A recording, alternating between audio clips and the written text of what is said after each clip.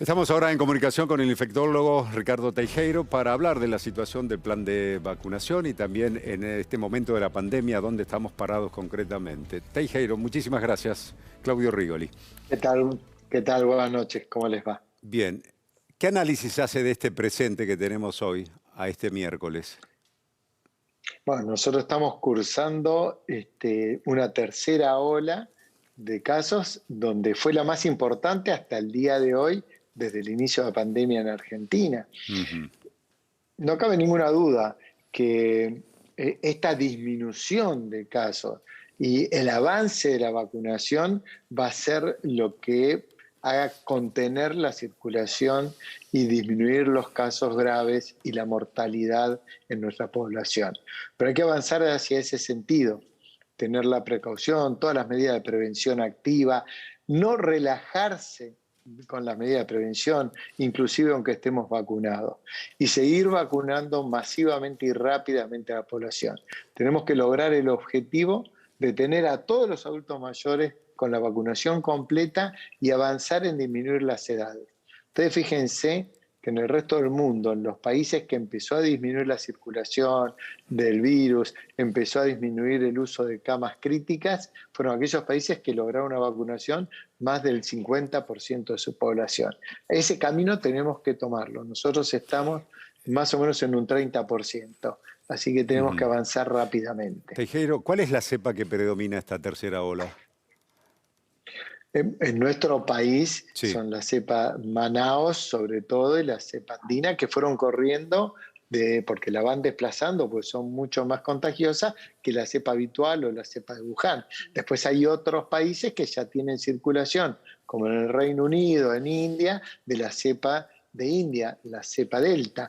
Todavía no ingresó a nuestro país, esto no quiere decir, tuvimos 2 casos solos, fueron aislados porque fueron detectados en la frontera cuando ingresaron por Ezeiza y no sí. tuvimos riesgo comunitario, pero de todas maneras, no, las variantes, el virus no tiene límites geográficos. Esto depende del fluido que podamos tener de intercambio con los distintos países. Mientras nosotros tengamos un buen control y seamos estrictos en las medidas, vamos a tener menos riesgo. Teijeiro, ¿qué pasa con la segunda dosis acá en la Argentina? Que es, sin dudas, cuando uno mira el balance de la cantidad de personas vacunadas, donde todavía hay un porcentaje menor de personas que han completado su esquema.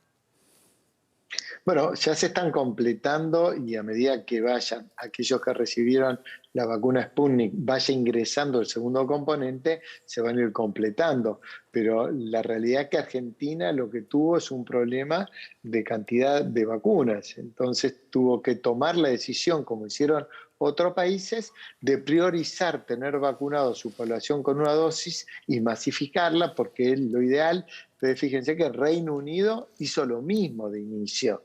No tenía una gran cantidad de vacunas, también que es una población más importante, y decidió vacunar masivamente con una dosis y después siguió vacunando con la segunda dosis. Al contrario que hizo Israel. Israel de inicio ya empezó con el plan de 2 dosis. Pero tanto Reino Unido como Israel lograron contener la circulación. Hoy Reino Unido está teniendo un pico que es pequeño porque ellos llegaron a tener hasta 60.000 casos por día, hoy están en 7.000 casos, pero de la nueva variante, de la variante de la India, que está haciendo Te- este pico en algunos grupos poblacionales, ¿no? Teijeiro, hoy volvieron 3.200.000 chicos a las aulas, hay otros 500.000 en la provincia de Buenos Aires que todavía siguen tomando clases de forma virtual. ¿Estaban dadas las condiciones sanitarias para volver a las clases presenciales en esa dimensión? La respuesta la vamos a tener dentro de 15 o 20 días seguramente. Ahí vamos a tener la respuesta real, pero también tenemos que entender que los chicos no pueden estar permanentemente en forma virtual, requieren, y en aquella zona, porque en esto también tenemos que ser claros, no es homogéneo el país, tiene una diversidad muy importante, no todas las ciudades, todas las zonas rurales, todas las escuelas son iguales.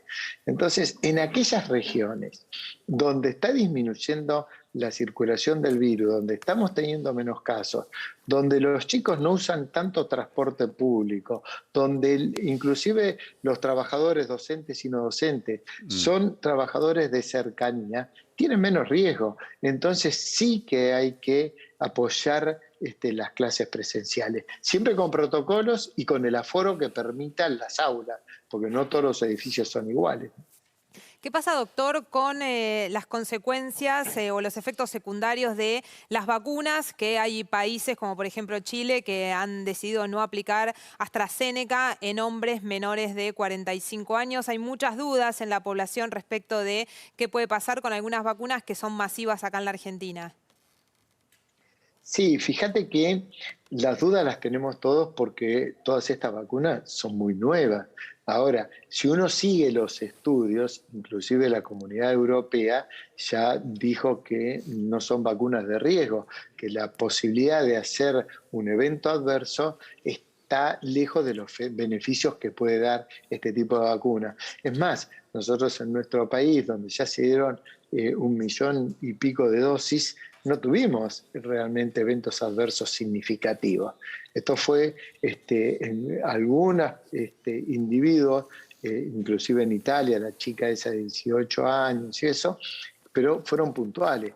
Que va a haber que hacer todos los estudios para relacionarlo a la vacuna, pero de todas maneras, riesgo-beneficio no cabe, pero ninguna duda, que nosotros tenemos muchísimo más beneficio con la vacuna que los riesgos con sus eventos adversos. Hablando de riesgos, hay muchas embarazadas, doctor, que tienen temor de vacunarse por el bebé que llevan allí en su vientre. ¿Cuál es el mensaje que le da usted como especialista a las mujeres embarazadas?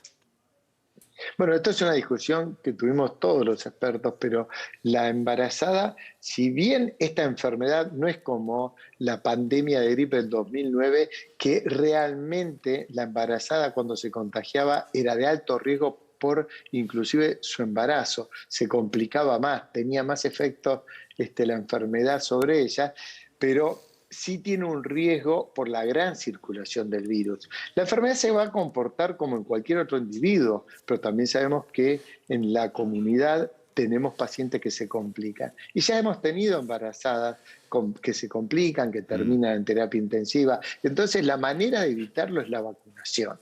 Este tipo de vacunas no puede tener mayor riesgo que en la población general. Hay que minimizar esos riesgos, pero sí hay que enfrentarse a este problema tan grave que es la pandemia y debemos tener las embarazadas vacunadas. Doctor Ricardo Teijeiro, muchísimas gracias por este contacto. Hasta cualquier momento. No, por favor, chao, buenas noches.